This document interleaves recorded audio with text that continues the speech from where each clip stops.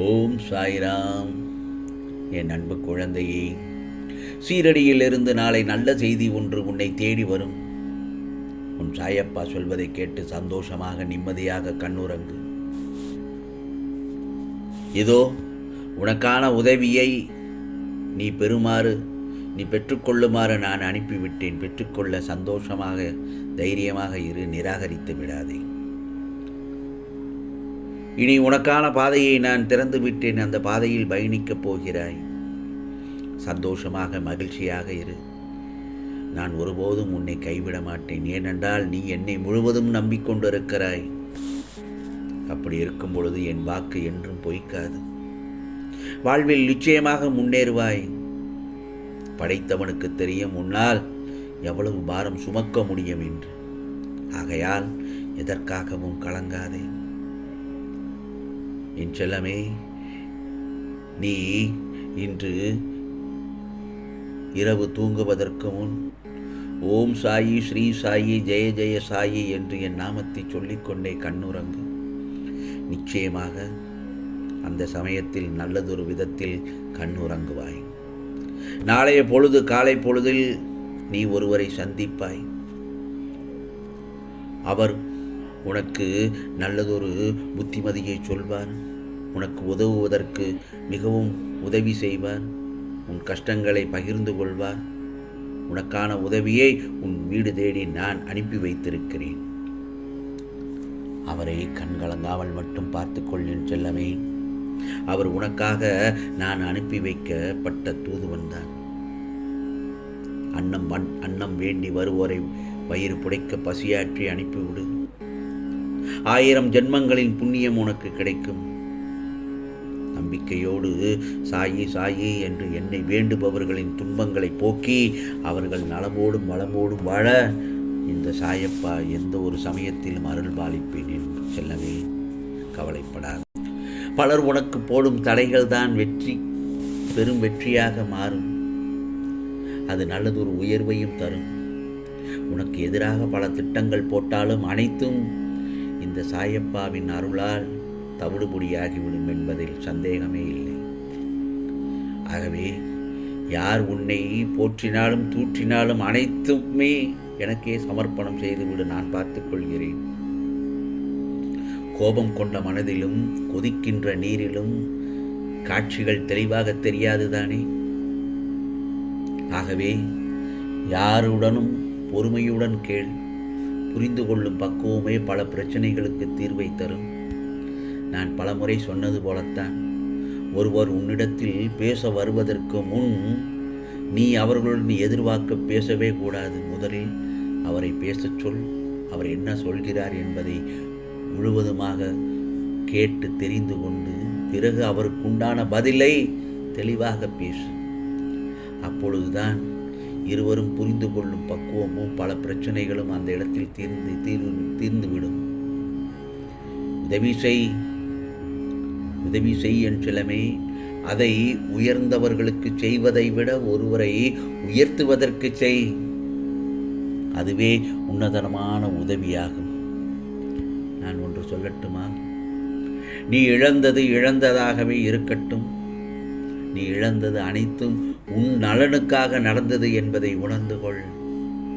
சாயப்பா உனக்கு கொடுக்கவில்லை என்றால் அது உனக்கு தேவையில்லாதது, அல்லது இப்பொழுது அந்த பொருள் உனக்கு தேவையில்லாதது என்று நினைத்துக்கொள்.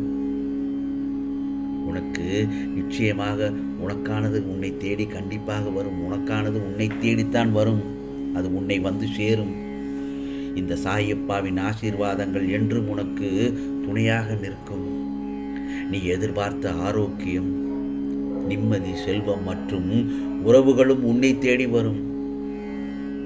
நடந்து கொண்டிருப்பது இறைவன் செயல். நடக்கப் போவதும் அவனுடைய அருளால் தான். பிறகு ஏன் வீணான குழப்பம்? நடந்ததை பற்றி வருந்தவும் வேண்டாம், நடக்கப் போவதை பற்றி கவலையும் வேண்டாம். இந்த சாயப்பா உன்னை செலுத்தும் வழிக்கே செல். நிச்சயமாக என்னுடைய ஆசீர்வாதம் உனக்கு என்றும் உண்டு என் செல்லமே.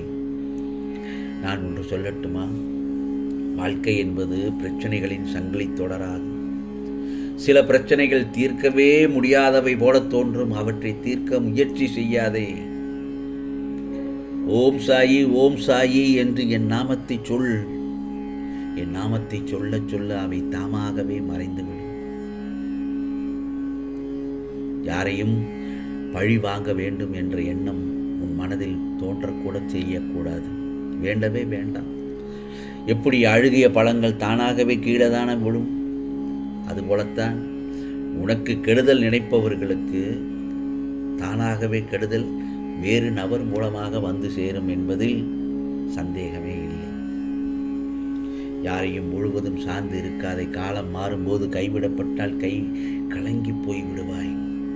அதே சமயத்தில் யாரையும் நம்பி வாழாதே. யாரையும் நம்பி வாழாதே. உன்னை நம்பி வாழப் பழகு. உன்னை மட்டும் நம்பி வாழப் பழகு.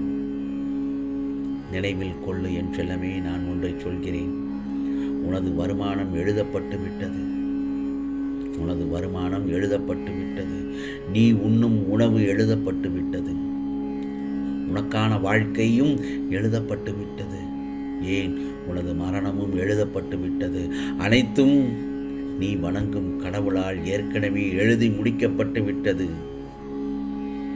அப்படி என்றால் உனக்கு ஏன் இன்னும் மன அழுத்தம், மனக்குழப்பம், மனக்கவலை, மனப்பிரச்சனை, மனசோர்வு மற்றும் மன அமைதியின்றி ஏன் வாழ்ந்து கொண்டிருக்கிறாய் என் செல்லமே? இந்த சாயப்பாவிடம் மண்டியிட்டு கேளு. உன் பாரத்தை எல்லாம் என் பாதத்தில் சமர்ப்பித்து விடு. எல்லாம் சரியாகிவிடும். புரிகிறதா என் செல்லமே? பிறர் வாழ்க்கையை வீணாக்கி உன் வாழ்க்கை சந்தோஷமாக இருக்கும் என மட்டும் நினைக்காதே. அவர்களுடைய வாழ்க்கை கெடுத்து உன் வாழ்க்கை சந்தோஷமாக அமைய வேண்டும் என்று நினைக்க வேண்டாம். அந்த சந்தோஷம் எப்பொழுதுமே உனக்கு நிரந்தரமாக இருக்காது.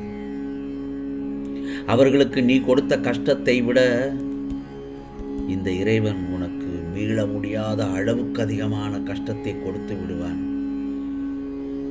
புரிகிறதா என் செல்லமே?